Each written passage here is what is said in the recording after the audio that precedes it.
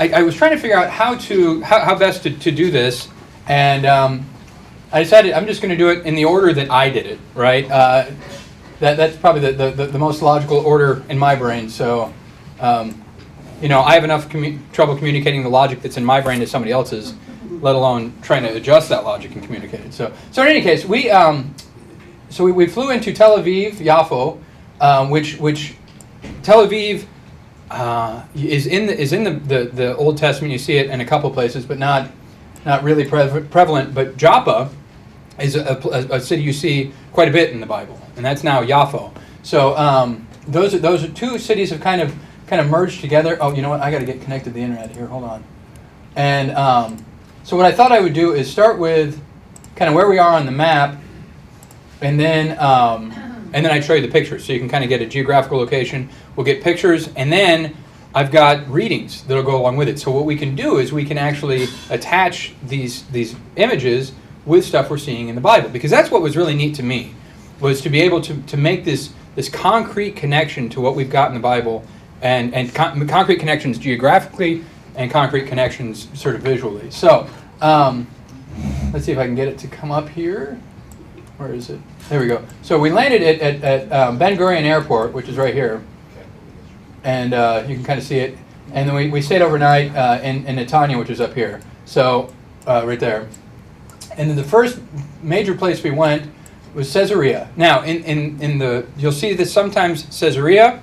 You'll also see it sometimes Caesarea Maritima. And the reason being is because there's another Caesarea that we're going to see. That's Caesarea Philippi. So I'll talk about that here in a second. But Caesarea Maritima was a city that was built by Herod. The Herod that was... So if you ever get confused, there are multiple Herods in the New Testament. There's Herod the Great, who is the Herod, the king at the birth of Jesus Christ, right? The one who pursues him, in Bethlehem. And then you have, Herod Antipas, who is the Herod at the time of Jesus' ministry. And then you have Herod Agrippa, who is the Herod in the book of Acts. Okay? So it's the great, Antipas or Antipas, I'm actually not sure which. And then Agrippa, right? So anyway, we went to Caesarea, and you can kind of see on here, let me find it. Here's Caesarea National Park, right? This is actually stuff that was built by Herod. There's an amphitheater here. I'm going to show you a picture of that. And there's part of his palace here. Then there's this large hippodrome here. So let me switch over and show you some pictures. So here's our flight. We went from. It's kind of neat. The United flights now have this thing that you can look at where you are. And I didn't show you the map. It actually shows you where you are on the map too, which is kind of cool. So and really interesting with the flight path. We went up like over Iceland. Apparently that's actually shorter. That's Zeke Street. Why is that shorter? Get a globe and a string. Yeah. The curvature of the Earth is round. Yeah. Most definitely. So at this point, we were flying at 670 miles an hour, which I thought was pretty fast. So, and we ended up at like 40,000 feet, and we were only at 30 at that point. But anyway, let me find there we go. There's Ben Gurion Airport. I think you guys probably know that guy. That's Dave Hafner there. He wanted me to make sure I told you my bag on my luggage broke, or the wheel on my luggage broke as soon as we got there. So it wasn't that bad, but it was, just a mild suffering that keep me humble. This is Tel Aviv. I got a bunches. I have like a gazillion pictures, but I'm just trying to be somewhat brief. But that's Tel Aviv there. As you can tell, Tel Aviv is a very modern city at this point. Actually, a number of the cities are quite modern. This was rough. This was the view of the Mediterranean we had from the hotel, at the little patio in the hotel the first night in Netanya. So, okay. So here we are. This is Johnny, our tour guide. Johnny's a Palestinian Christian. So it was neat to hear his perspective. It was the best thing of all was that we had a tour guide who would talk about these things in view of the faith.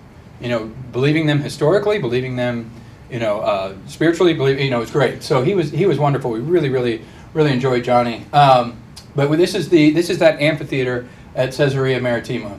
And one of the things that Johnny told us that was neat is you can see down here probably kind of hard to see. That's marble down there. The marble that's on that floor is from the 1st century, from when Herod built it. And it was imported from, I think, Italy, he said. And this is, so there is ground here that very likely Peter and Paul both walked on.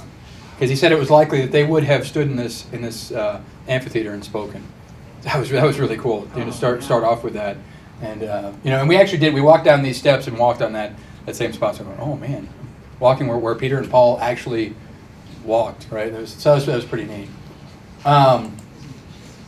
This is a part of Herod's palace. He had these pools in his palace. He would go out there and kind of he liked to have luxury. It's pretty clear as you see, because we'll see this, and we'll see some stuff from Masada. Herod lived it up, and but he would go here and he would watch the port, keep an eye on the port, because this was a major port at that time. So you keep an eye on the what's going on in the transactions and that sort of thing. So this was a pool that he had there. He had a cool pool. I don't know if a cooler, like and then a heated pool as well. So you had like a hot tub, right? So, and I'll show pictures, not here, but in particular in Bet Shean, where you actually see how they heated these pools. It's really interesting. So here's the Hippodrome. That's a panoramic shot, so it's a little distorted, but that's the Hippodrome there. And this is an aqueduct that he built.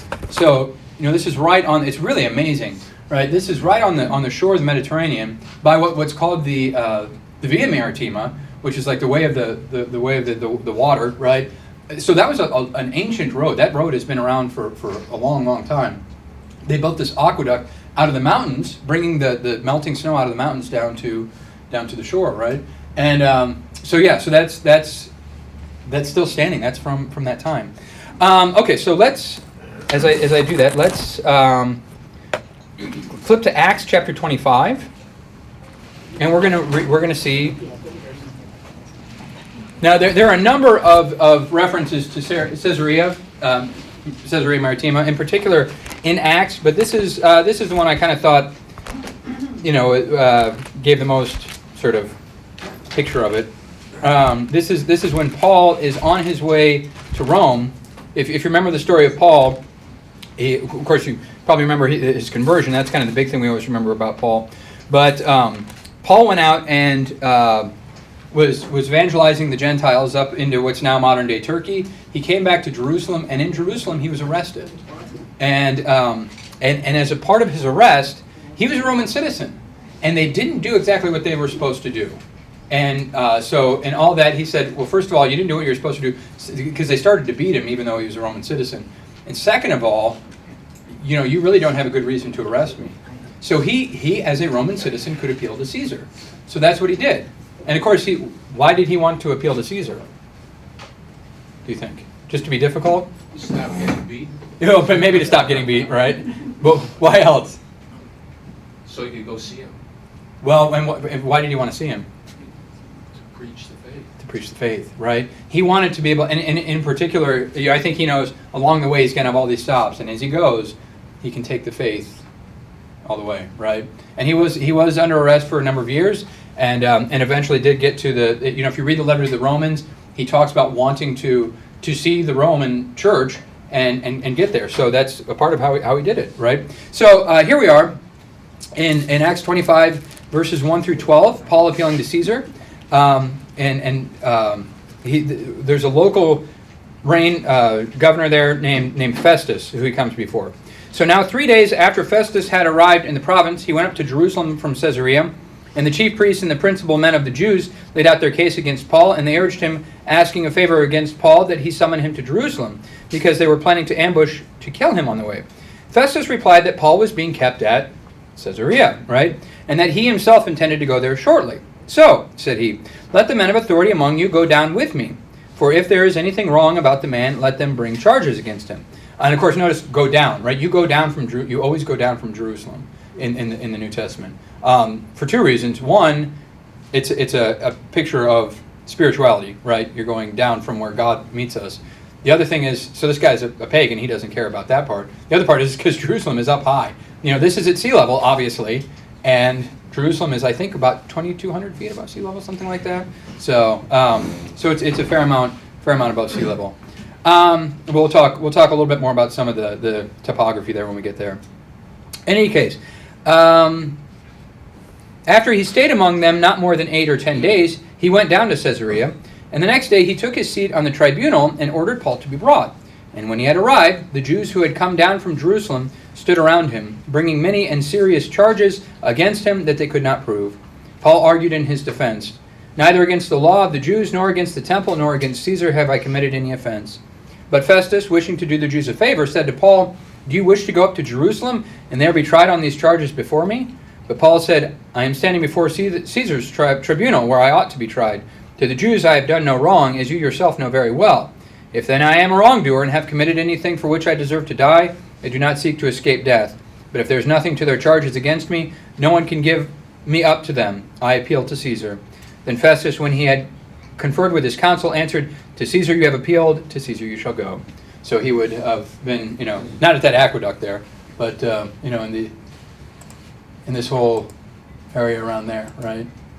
So I don't know if this tribunal would have been in the amphitheater. I don't think it would have been, but in that area. So kind of neat. All right. Any questions about that before I move on? Okay. So let's. Seating area Yeah. there, Pastor. The seating area. Were there marble seats there? Limestone.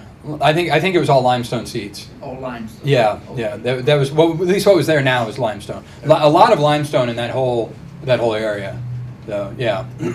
So there was definitely a lot of marble, but I don't think the seats were marble. I think they were all Okay. limestone. All right. Yeah. All right. So then we went from Caesarea over here. We went north, and we went to Mount Carmel National Park up here. And it's up this way. So while we're on Mount Carmel, we saw this monument. Now you can't really see what this monument is. Let me see if it's kind of unclear to read it there.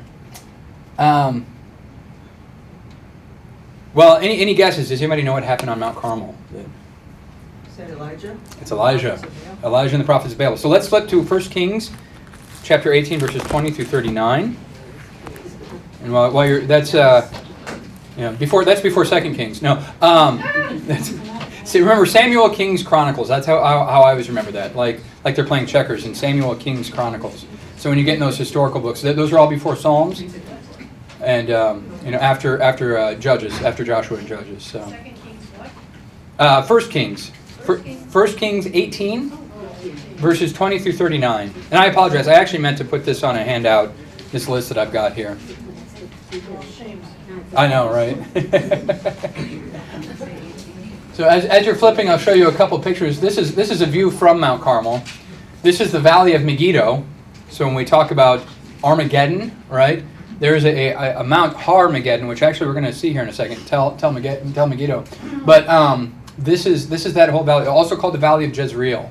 So when you see that valley, you can see, and you can kind of see the terrain there. This is very consistent with a lot of what we saw. You'd see these broad valleys, but then hills, like kind of out of nowhere, right? Big mountains out of nowhere, and kind of more so than if you go out west. You get plateaus and hills and that kind of stuff. But it was, that tends to be even more rolling. This is like flat, high place. And you can see why they have these, quote, high places in the Old Testament. Because it's like it's flat and then you get a mountain. Flat and then you get a mountain, right? Now, when you get to Jerusalem, it's a little bit more like what we think, but this is a lot of the region that we saw was like that.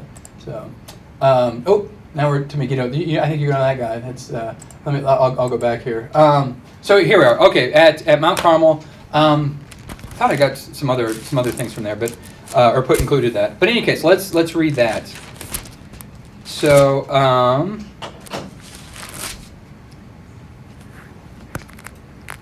beginning at verse 20 in 1 Kings 18. So Ahab sent to all the people of Israel and gathered the prophets together at Mount Carmel. And Elijah came near to all the people and said, "How long will you go limping between two different opinions? If the Lord is God, follow him. But if Baal, then follow him." And then the people did not answer him a word. Then Elijah said to the people, even I only am left a prophet of the Lord, but Baal's prophets are 450 men. Let 2 bulls be given to us, and let them choose 1 bull for themselves, and cut it in pieces, and lay it on the wood, but no fire to it. And I will prepare the other bull, and lay it on the wood, and put no fire to it. And if you call upon the name of your God, and I will call on you call upon the name of your God, and I will call upon the name of the Lord. And the God who answers by the fire, he is God. And all the people answered, It is well spoken. Then Elijah said to the prophets of Baal, Choose for yourselves 1 bull, and prepare it first, for you are many, and call upon the name of your God, but put no fire to it. And they took the bull that was given them, and they prepared it, and called upon the name of Baal from morning until noon, saying, O Baal, answer us. But there was no voice, and no one answered. And they limped around the altar they had made. And at noon Elijah mocked them and said, Cry aloud, for he is a god. Either he is musing, or he is relieving himself, or he is on a journey, or perhaps he is asleep and must be awakened. And they cried aloud and cut themselves after their custom with their swords and lances until blood gushed out upon them. And as midday passed, they raved on until the time of the offering of the oblation. But there was no voice. No one answered. No one paid attention. Then Elijah said to all the people, Come near to me. And all the people came near to him. And he repaired the altar of the Lord that had been thrown down. Elijah took 12 stones according to the number of the tribes of the sons of Jacob, to whom the word of the Lord came, saying, Israel shall be your name. And with the stones he built an altar in the name of the Lord. And he made a trench about the altar, as great as would contain 2 seahs of seed. And he put the wood in order, and cut the bull in pieces, and laid it on the wood. And he said, Fill 4 jars with water, and pour it on the burnt offering and on the wood. And he said, Do it a second time. And they did it a second time. And he said, Do it a third time. And they did it a third time. And the water ran around the altar, and filled the trench also with water. And at the time of the offering of the oblation, Elijah the prophet came near and said, O Lord, God of Abraham, Isaac, and Israel, let it be known that this day that you are God in Israel, and that I am your servant, and that I have done all these things at your word. Answer me, O Lord. Answer me, that this people may know that you are, O Lord, are God, and that you have turned their hearts back. Then the fire of the Lord fell and consumed the burnt offering, and the wood, and the stones, and the dust, and licked up the water that was in the trench. And when all the people saw it, they fell on their faces and said, The Lord, he is God. The Lord, he is God. And Elijah said to them, Seize the prophets of Baal, and let not one of them escape. And they seized them, and Elijah brought them down to the brook of Kishon, and slaughtered them there. So you can see that. Yes, Harold. Where's Mount Carmel? I'm a little confused. Is it near Jerusalem or Caesarea? It's closer to Caesarea. So here's Mount Carmel. It's closer to Caesarea? Yeah. Okay. So you can see it there. Yeah. And then Caesarea is right here. Okay. And Jerusalem is all the way down here. Okay. Now this is probably about 60 or 70 miles at that point. It's about 50 miles, if I recall correctly, from Caesarea to Jerusalem. Because they said when Herod would go, it would take him about 5 days or so to get there. So it's a pretty good height. But yeah, so Mount Carmel, does that help to give it? Yeah. And then Megiddo, Tel Megiddo is, let me see if I can find it without, there we go, Megiddo National Park. So here's Mount Carmel, and we actually came back south here. You could see, you know, that valley that I showed you from Mount Carmel. This is, Megiddo's down in that valley, and this is its own hill, right? I saw the Sea of Galilee off on one side there, to the right. Yes, that's right.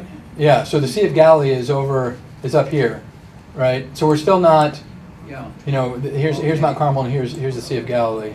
Yeah. Yeah. So, How old is the Statue of Elijah? the one that's there, it's not that old. And actually, so a lot of these places have statues and churches and that, and most of them were constructed. The ones that we went through, most of them were constructed in the 20th century, and I think that's because, especially outside of Jerusalem, and I think that's because they just didn't have access, right? This had been occupied by the Ottoman Empire for a long time, and then so the Ottoman Turks were there. Before that, obviously, you had the Muslim empires there, and then that was up until the early 20th century, and then. Did you see any remnants of the Crusaders?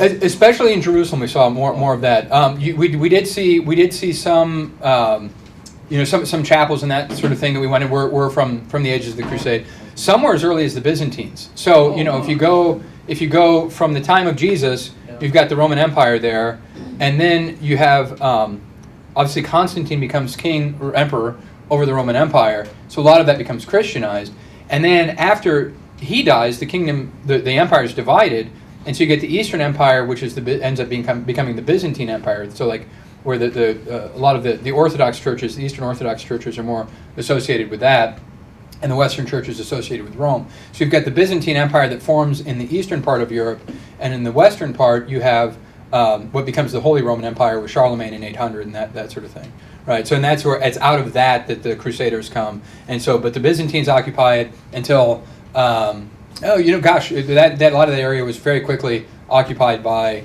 the Muslims beginning around 700 or so, as early as that. So and maybe even a little earlier. It's very complicated. Very complicated, and that was one of the things when we get to Jerusalem, which won't be this week. When we get to Jerusalem, one of the things I'll try to point out is the quarters of what they call the Old City. Now, the Old City that's still standing, there's a wall all the way around it.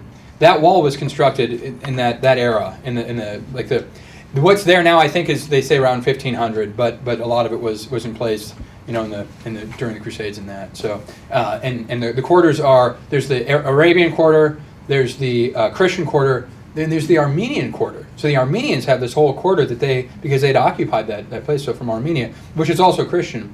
And then now there's the Jewish quarter as well, which was sort of, that was something that came about in particular with the creation of the State of Israel in the 40s.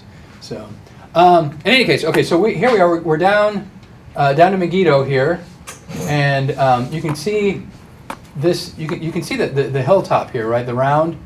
So this is up. It's a very strategic spot because of its place in this valley. Trade routes would go through here, through that valley, because it's easier to travel in a valley than it is to go, through the mountains. So this was a very strategic spot. So this is called a Tel, a T-E-L, right, like Tel Aviv, and the reason it's called a Tel is because you have this sort of hill, and it's been built upon and built upon and built upon. I think they said there are some 30 layers to this Tel, or something like that, right? So that's how many times it's been built, either met destruction just naturally, or through military battles, built upon again, same thing, 30 times, right? So this is it's quite a spot. Megiddo is mentioned a lot of times in the Old Testament, but let's flip to 2 Chronicles 35:20.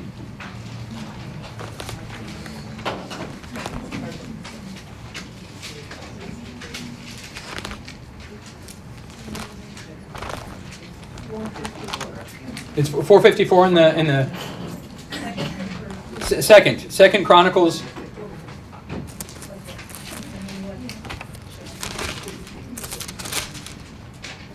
This is I'm going to read about the death of King Josiah.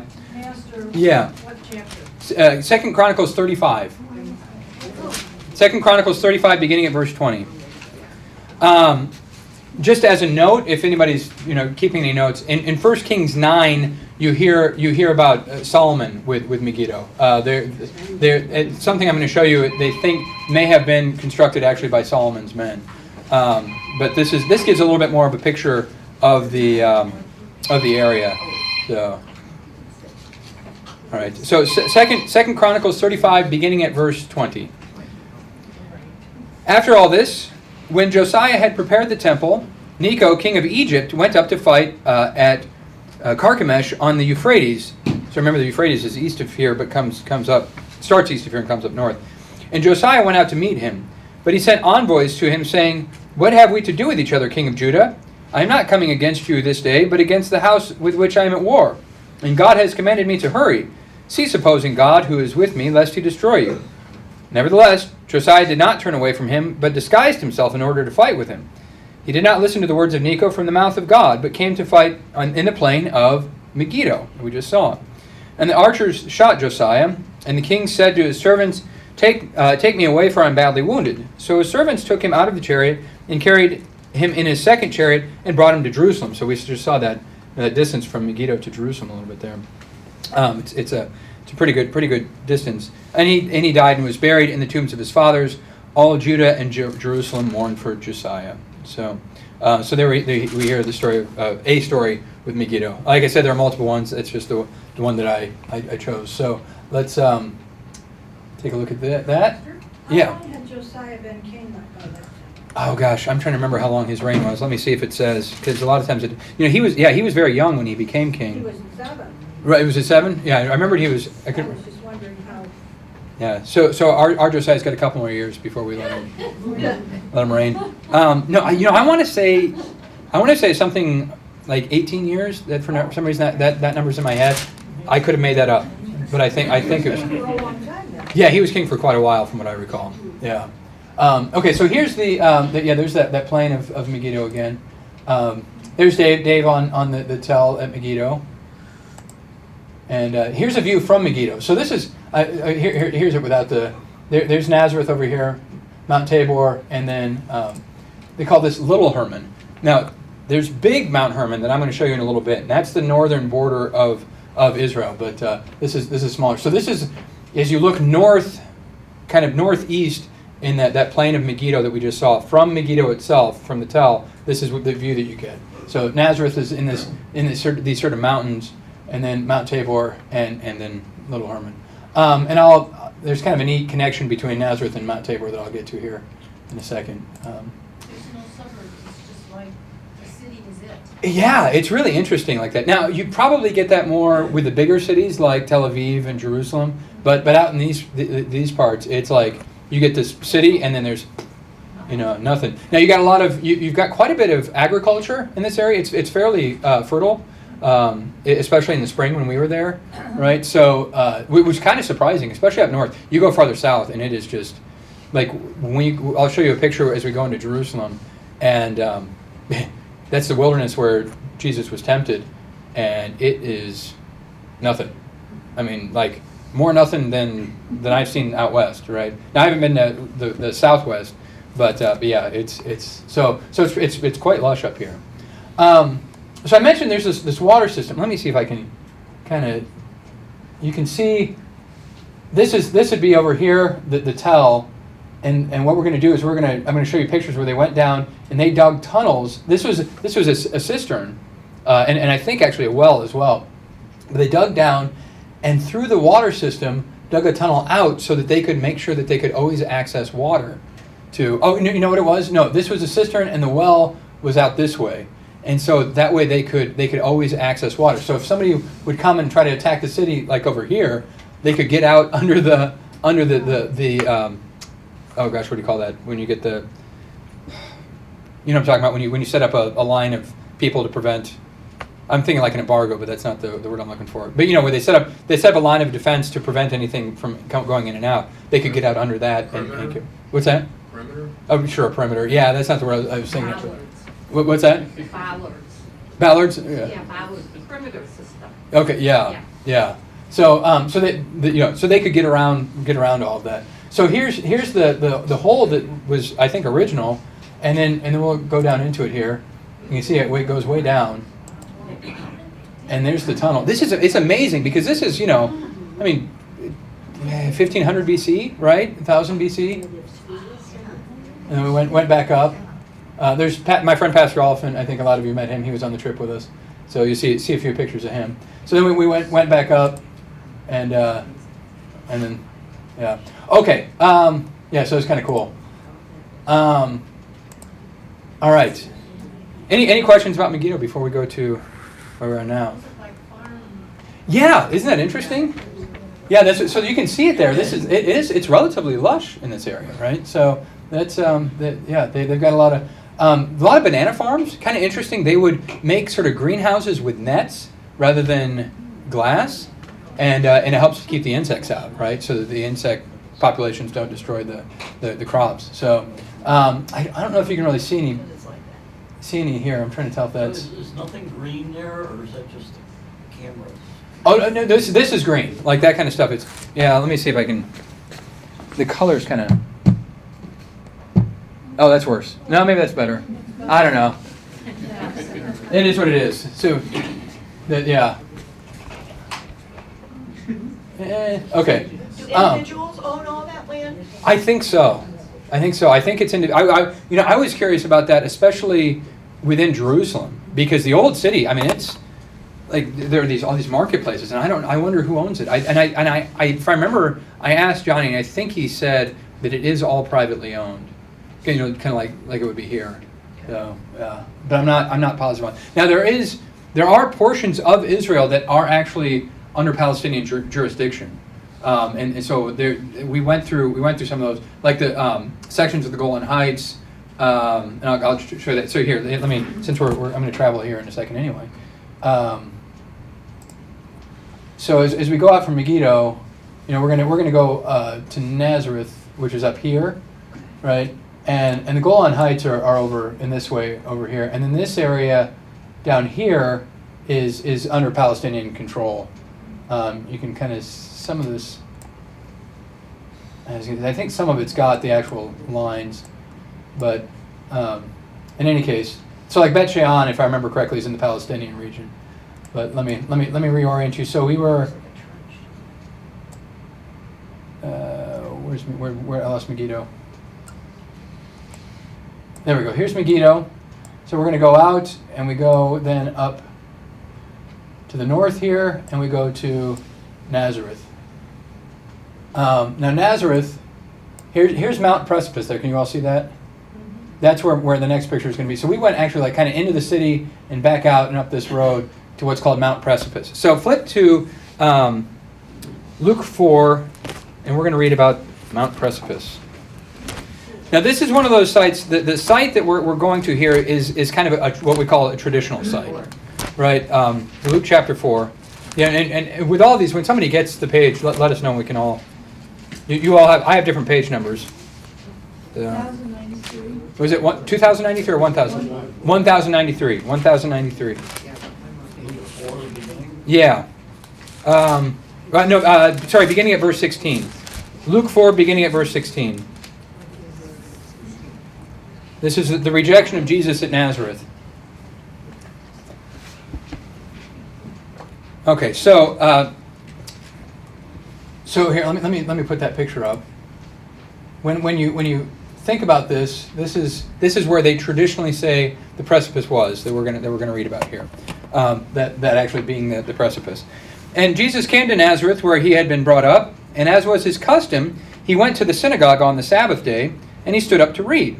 And the scroll of the prophet Isaiah was given to him. He unrolled the scroll and found the place where it was written, "The Spirit of the Lord is upon me, because he has anointed me to proclaim good news to the poor. He has sent me to proclaim liberty to the captives and recovering the sight of the blind, to set at liberty those who are oppressed, to proclaim the year of the Lord's favor." And he rolled up the scroll and he gave it back to the attendant and sat down.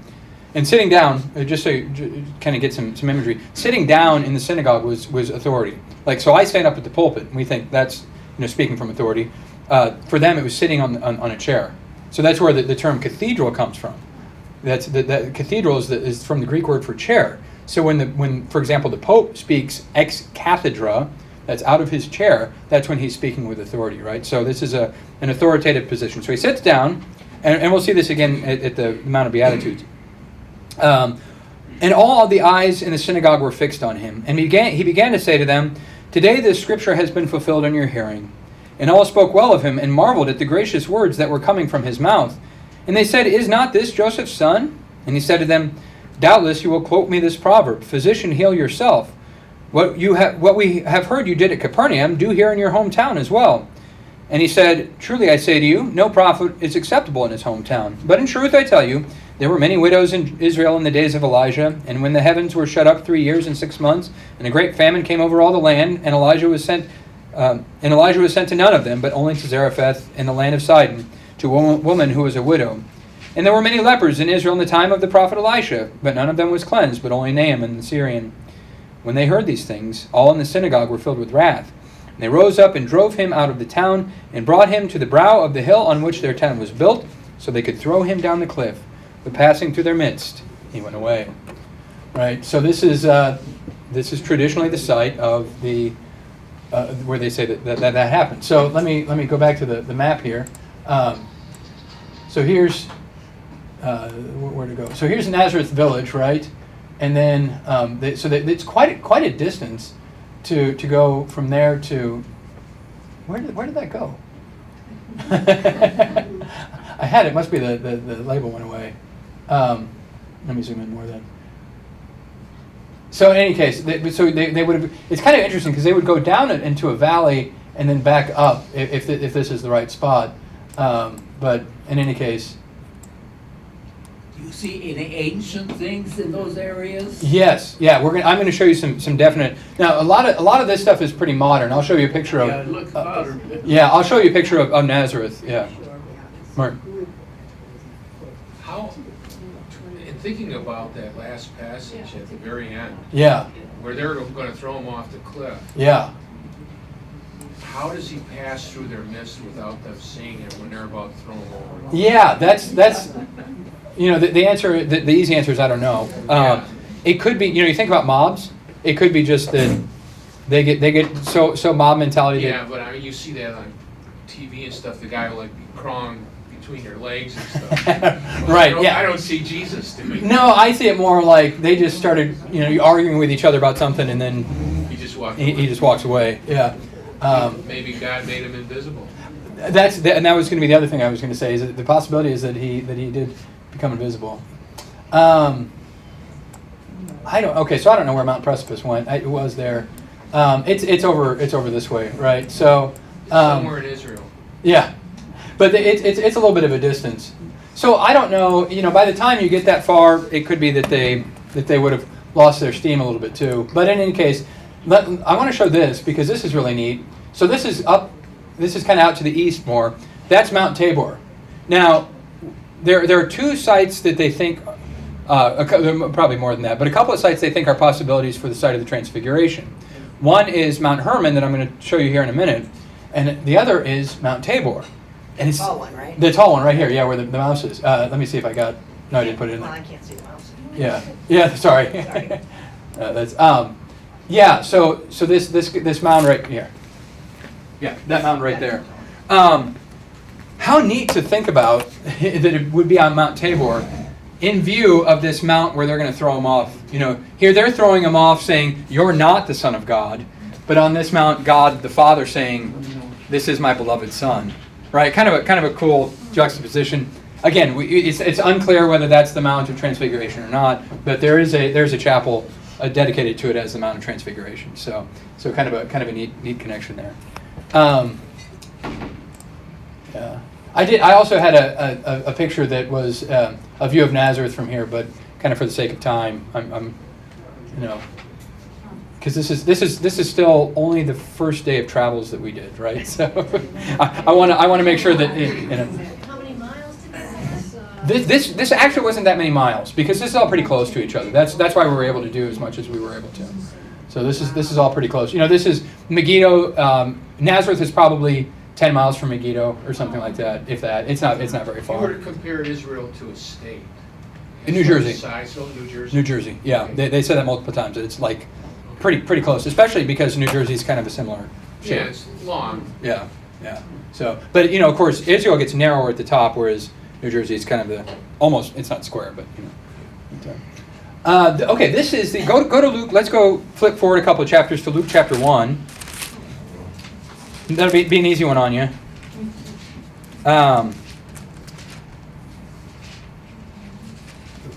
Chapter 1, verses 26 and following here. This is the church of the Annunciation, right? Now the Annunciation is the event where the angel Gabriel came to Mary and announced that she would give birth to the Christ. So this is the outside of it. Again, now I did a panoramic shot. If you know how to do that on your iPhone. So any doing of this, it warps it a little bit. But you can. I wanted to get the whole facade of it. This is again another newer church. This is built in the 20th century, and again, I think because of access to it. Right. Once the state of Israel became the state of Israel, then the Christians had a little bit more accessibility to build these things. So now, as we look in here, though, okay, so that's one of the doors. It's got it's got the life of Christ, the death and resurrection there. Kind of neat imagery. So this is inside that church. This is a mosaic from the Byzantines. And there's a little bit, you can see there's a little bit, this is hard to, so this is a mosaic. Down here there's a little pit kind of thing. And that's a, if I remember correctly, that is a washing pit, I guess, for lack of a better word. I'm not thinking the right word for it. It's for the ceremonial washings. And you could tell that there would be these pools, these baths, that's probably the best word for it, that they would go down, they would have 7 steps. These would be the ceremonial washing baths for the Jews, right? So wash their feet there. Well, they wash their feet, but they'd also wash, when they would, so when you come in contact, for example, with a dead body, as a Jew, you have to wash. So you go in this and you wash. For the various ritual cleanliness laws of the Jews. So that's from the 1st century, if I recall correctly. Then the Byzantines had built a chapel in that. So this is a mosaic from that. So kind of neat. And I'll show you, get a better picture of where this is. Here's the church altogether, right? So that was over here. This here is the traditional site of the Annunciation. That's a house from the 1st century that they think Mary lived in, right? And you can see some of the ruins right around it. I think the ruins are actually from the Byzantine chapel that was built, right? But this in here is, let me zoom that in. What percentage of that church would be from that time and the rest rebuilt? A large majority of it's rebuilt. Yeah, I mean, it's definitely, you can see that's old construction there, but all around it is new. So this one's more of a mix. Some of them, it's like definitely, I'll show you the upstairs where it's a sanctuary that's brand new. So it's all built over this. But this is a pretty good proportion of ancient here comparatively to some of them. But yeah, you can see. And then, so that in there, that's the ancient house there, the 1st century house. So, you can see the altar there. So they would have masses right in front of the church there. This is upstairs, right in here. There's this opening that looks down into that area with Nativity, and this is all obviously very modern, right? This is from the 20th century that they built over it. In fact, there's a better view of the kind of the downstairs. So kind of neat there. Well, here, let me come. Then, so this is actually right next to that. That's all 1st century stuff. This is kind of the foundation of that new church, and this is all 1st century stuff underneath it. Pretty cool. You can see that. I like how some of the things that they've done that they did later was to build over it so you could still see the ruins. Some of the ancient churches just kind of built right on top. They obviously, I'm sure, didn't have the technology, but built just right on top of it. Where this is neat, where you can still kind of the ruins are accessible. Kind of a neat construction. So that was the Church of the Annunciation. Let me go back to that and read the Annunciation, and then we'll look at the next spot. Okay, in the 6th month, the angel Gabriel was. This is Luke chapter 1, verse 26. In the 6th month, the angel Gabriel was sent from God to a city of Galilee named Nazareth, to a virgin betrothed to a man whose name was Joseph of the house of David, and the virgin's name was Mary. And he came to her and said, "Greetings, O favored one, the Lord is with you." But she was greatly troubled at the saying, and tried to discern what sort of greeting this might be. And the angel said to her, "Do not be afraid, Mary, for you have found favor with God. And behold, you will conceive in your womb and bear a son, and you shall call his name Jesus. He will be great, and will be called the Son of the Most High, and the Lord God will give to him the throne of his father David, and he will reign over the house of Jacob forever, and of his kingdom there will be no end." And Mary said to the angel, "How will this be, since I am a virgin?" And the angel answered her, "The Holy Spirit will come upon you, and the power of the Most High will overshadow you. Therefore the child to be born will be called Holy, the Son of God. And behold, your relative Elizabeth in her old age has also conceived a son, and this is the 6th month with her who is called barren, for nothing will be impossible with God." And Mary said, "Behold, I am the servant of the Lord. Let it be to me according to your word." And the angel departed from her. So, pretty cool, huh? All right. The next place we went was the traditional house of Joseph. So that's this sanctuary here, built over that. This is the site of that. Kind of for the sake of time, I'm at like 11:15. Is it okay if I keep going? And obviously, if anybody needs to go, I understand. So that's the traditional site there. And I can't remember what the argument was. You know, some of these sites, they've just been there for how long, and so the churches say, well, it seems, and you know, people at that time really cared about locations. We kind of don't care about locations as much, which and for certain things isn't bad. Like, you know, God forbid that something happens and we have to move Grace Lutheran Church. You know, that happens, right? But it's just the building. But when you have sites like this, it's good that they preserve them. On the other hand, you know, where does Jesus promise to come to us? Through His Word and through His sacrament, right? So we have that promise and the certainty of God's Word with that. Who built these modern, you know, 20th century edifices around these Israelites. sites? Well, no, actually, most of the new edifices are Roman Catholic. Really? The more modern ones are the Roman Catholic ones. The ones that are a little bit older tend to be the Orthodox ones. You'll get some that were built by Catholic Crusaders, Yeah. but the Orthodox have had a little bit more of a foot in the door there Like longer. this one built. So this is one, as we look at like So this. this is built all pre-World War II. No, this is. I'm pretty sure this was post. A lot of them are around. Definitely all post World War I, but some of them are post World War II. Some are pre World War II. So it's a mix. the Israelis allowed the Roman Catholic Church to come in and build all these things? Yeah, apparently. Yeah, Wow. yeah. It's kind of interesting. Well, and a number of them we'll see when we get to Capernaum. It's built in the 80s, and you'll be able to tell. But it's you know, you can definitely tell the construction is all. Does on the them. Roman Catholic Church have a strong presence there in Israel? Yes, but not in terms of the population. Not, I'm sure it's more Orthodox than there are Roman Catholics. I think so. Now it's interesting. So our tour guide Johnny I think he's Eastern Rite Catholic, Roman Catholic. So he's Roman Catholic, but it's a different certain portion of it. But yeah, he said that's hard because there just aren't that many. I think being Christian in general is difficult because there just aren't that many. It's mostly Jews and Muslims, right? But they've been very or relatively gracious about allowing the building of these things. So and allowing access. I mean, we all had pretty good access, which was. It helps with tourism too. Well, that's the thing. Israel. That's the thing. Yeah, that's why. So the tour guides are certified by the state, and that's because I think they recognize that it's a cash cow for them, right? This is modern day Nazareth. This is so there's sheep chicken there. That's the main drag. Yeah, not necessarily the main drag, but it was just from the road from where we parked up to the Church of the And that's a Annunciation. dirt road, right? No, that's paved. In Israel, it was pretty well paved. In fact, even in Jordan, but the Jordan roads were more like, you know that. It's so dark. I mean, it's like brown colored, like dirt. It is, yeah. And it's not quite like. I mean, you get places So near they us. don't have street cleaners. Probably not as much. No. Here, this is the Sea of Galilee coming into Tiberias. We stayed overnight in Tiberias, which is the city down here.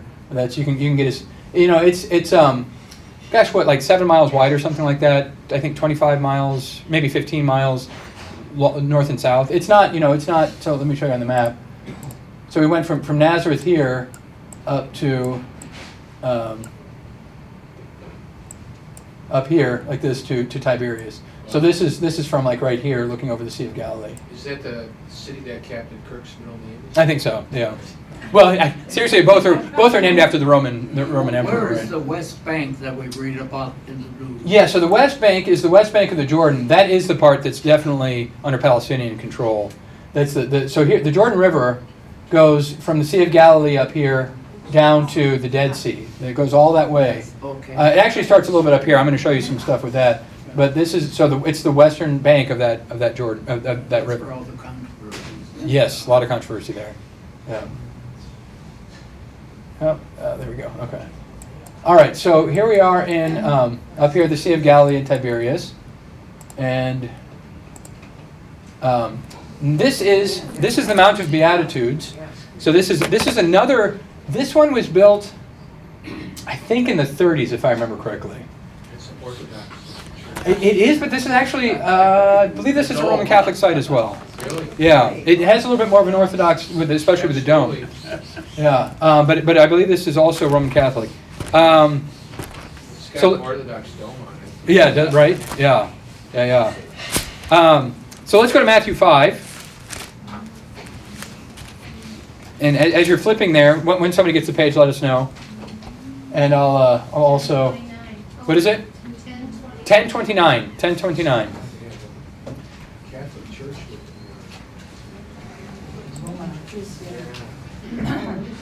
Here's the inside. It's a kind of a church in the round. You can see here, so that's the altar inside. You can see up here these windows, and they have the Beatitudes on in Latin. Yeah, so this is Roman Catholic because those are in Latin. Yeah, so it's kind of neat. It's got each of the Beatitudes. So, and then this is the view. Oh, no. Yeah, that's the view out from there to see. You can't see it very well, but down here it really goes down, and down there is the Sea of Galilee. So let me see if I can get that color change to happen again. There we go. There we go. You can see. I think you can see the sea a little bit better with that. So this is the thing about Jesus standing up here on the mount. Again, this is another traditional site. This is some of the other sites have more certainty. This isn't one that has as much certainty, but it's a traditional site. So seeing the crowds, Jesus went up on the mountain, and when he sat down, his disciples came to him. So here he sat down again, right, to the preaching of authority. And he opened his mouth and taught them, saying, "Blessed are the poor in spirit, for theirs is the kingdom of heaven. Blessed are those who mourn, for they shall be called comforted. They shall be comforted. Blessed are the meek, for they shall inherit the earth. Blessed are those who hunger and thirst for righteousness, for they shall be satisfied. Blessed are the merciful, for they shall receive mercy. Blessed are the pure in heart, for they shall see God. Blessed are the peacemakers, for they shall be called sons of God.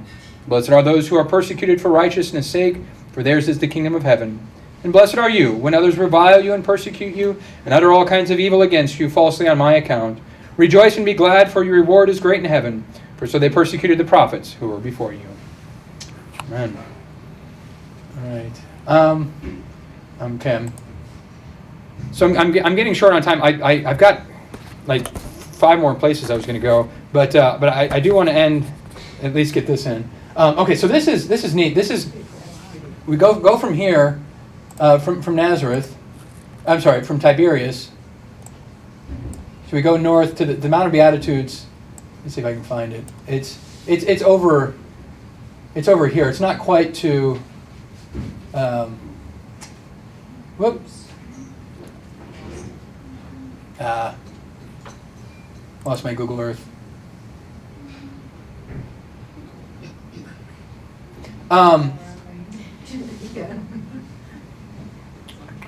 There we go. Okay, so it's up kind of more this way. It's one of the hills around here. Because I'm going to show you Tabga also in Capernaum, and they weren't quite as far. So it's up. I think it's this road that comes through here, and then we went up, and we went. What's the Sea of Galilee like? What do you mean? Is it very large? Is it clear? Is it? So yeah, the water's pretty clear, and it reminded me a lot. A lot of the desert lakes that we have. You can see. You can kind of see the. Could you imagine storms on it? So that apparently the tour guide was telling us about being out there one time. The storms really do just appear. This is such a we're up here like 1,000 feet, and that's down, or maybe we might be at sea level and that's lower, but I want to say we're like 750 feet, and then the sea is like 250 feet below sea level or something. So it's a significant change, and you get this air coming off of. You could definitely tell there's this air and moisture that comes off of the Mediterranean, and then it hits these mountains, and sometimes it'll go down over those mountains and bring this air down. The air is baking in the valley, and you get this cold air that comes over, and you get a sudden turmoil that happens with it. Does it look like Higher Lake Michigan? It's significantly smaller than Lake Michigan. What? It was significally smaller than Lake Michigan. Lake St. Clair. Yeah, like Lake St. Clair. I was even thinking, and not even this big, but like Lake Tahoe. It's smaller than Lake Tahoe, but kind of that sort of because it's so mountainous. Of course, Tahoe's more kind of alpine looking. This is more desert looking. But it's fed by mountain flows coming down. Yeah, right. You got so and as you go north here, so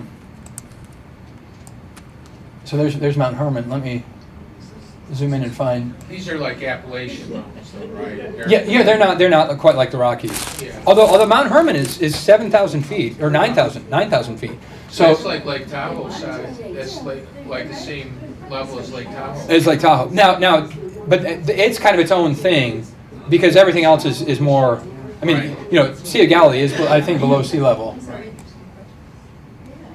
Oh gosh, where I gotta Can reorient you myself see here. from shore to shore on Lake Galilee? Yeah, or- you definitely can. Yeah, unless it's really hazy like it was when we went out on the boat. But yeah, it's narrow enough you can definitely see it. So there's Dan. Okay, so here now we're going to go to what's called Tel Dan Nature Preserve.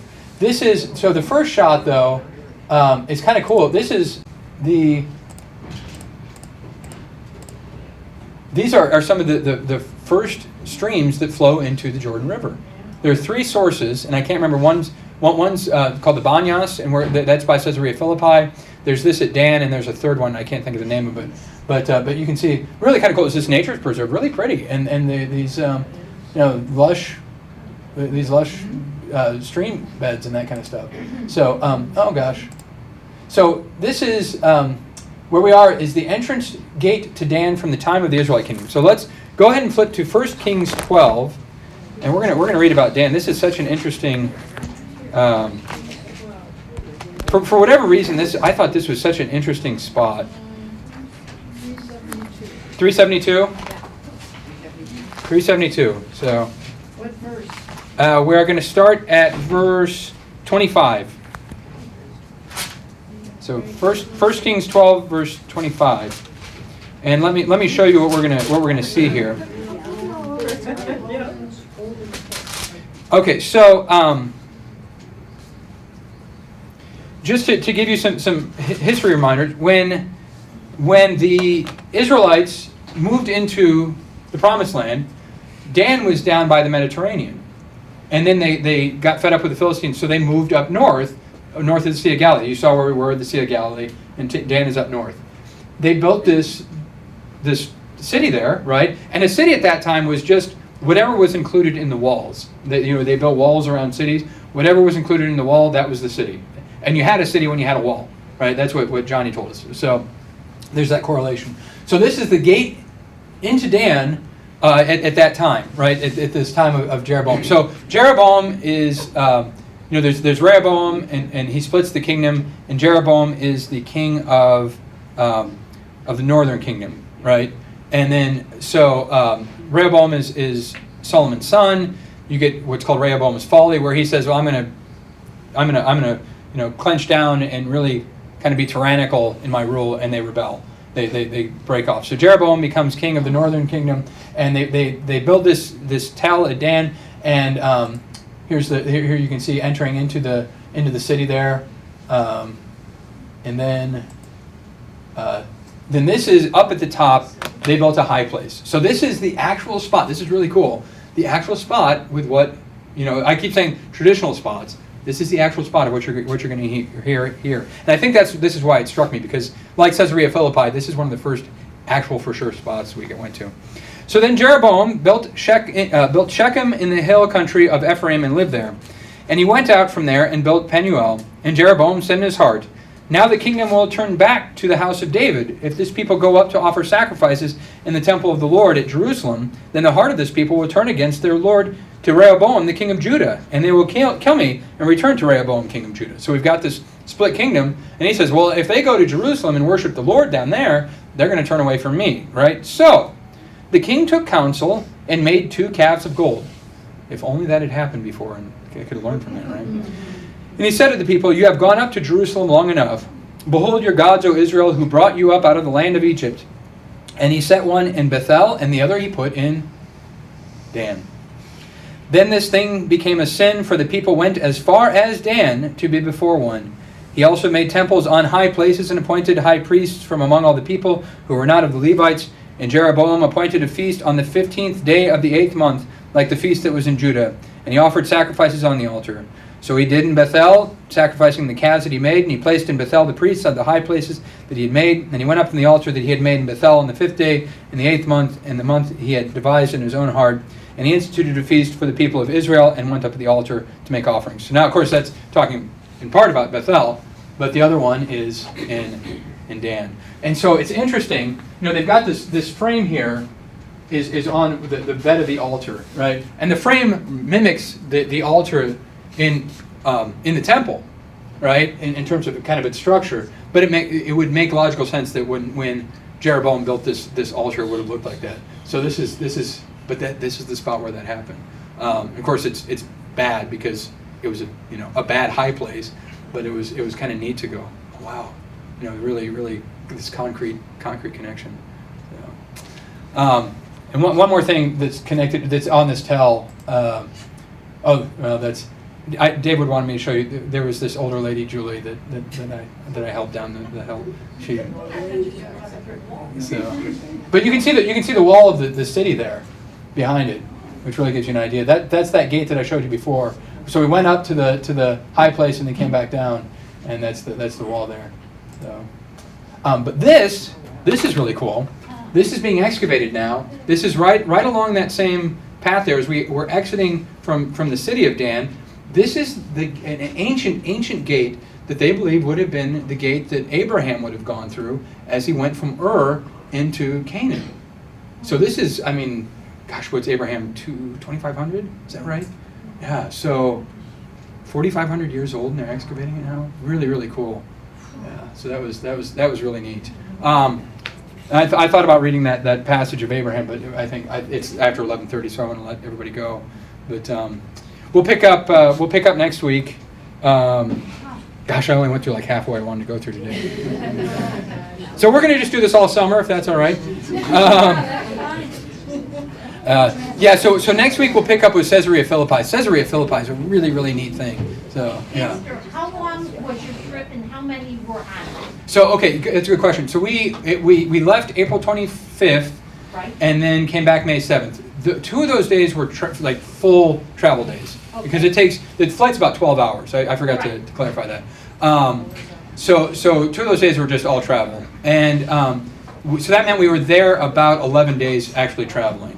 And so the first night we spent in Netanya, and then we spent 2 nights in Tiberias, then we spent 5 nights in Jerusalem, 2 more nights in Jordan, and then we went back. Does that equal 11? Something like that. But so we were mostly in Jerusalem. But how many people were in the group? And our group was 20 exactly. Okay. Until the Petra extension, we lost I think 3 of them. Did you have any free time or any voice in where you wanted to go? We definitely had some voice in where we wanted to go. He would give us some options. Like if we said, "Hey, can we really please do this?" and then he would take us there. It was something we really wanted to do. But our free time was actually pretty limited because the schedule was so full. So Now, the tour guide, what religion was he? he was Christian. Okay. He was Eastern Rite Catholic. Okay. So yeah, Eastern Rite Catholic. Welcomed everywhere you went. As a whole, yeah. I don't really recall any sense that we were unwelcome. I think tourism is such a big industry that that's Pastor Oliphant. Like I said, he went with us. He'd done some research because we did some walking around one evening. Went into the old city and did some walking around one afternoon. We were able to do that a little bit too. And he had said that the violent crimes against tourists is relatively rare. Because you get pickpockets, you get a lot of pickpockets, Yeah. but violence itself is actually relatively rare, and I think it's because they recognize what a helpful thing it is to their economy. So much of the economy actually is quite dependent on it. Yeah. A lot of what you showed us is obviously exposed to the elements, and I'm asking from an archaeological preservation point of view. Yeah. What are they doing to preserve? Yeah, that's a good question. I don't know. Obviously, here as they're excavating, they've got this kind of structure over it. I don't know. That's definitely a good question. I don't know if they're treating the artifacts that they uncover so that they will be preserved, or if they're just saying, well, what happened not because of weather, but because of war and rebuilding and that kind of stuff. So. One last question. Sure. Did you have one aha moment on your trip? Oh man, like an aha about something with the faith. Profound.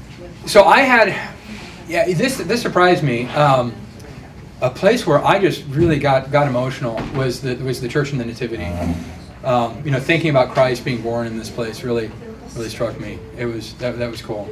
That was cool. It was a lot of this stuff was like neat intellectually, but that was the place that and a little bit of that at the Holy Sepulchre. Thinking about, and I'll show you that there's kind of like three parts to that building, and there is a part where you're going to where they believe the tomb was, and you look back at where they believe the crucifixion was, and there's this little chapel that connects to the three women observing Christ on the cross, and so looking up at that and thinking about Christ on the cross there, yeah, that was pretty cool too. I couldn't imagine walking on that marble. Yeah, that was neat. That was neat. I got goosebumps thinking about it. Yeah, that was really cool. All right, well, yeah, I'll let you all go, and God's blessings, and I'll see you next Sunday.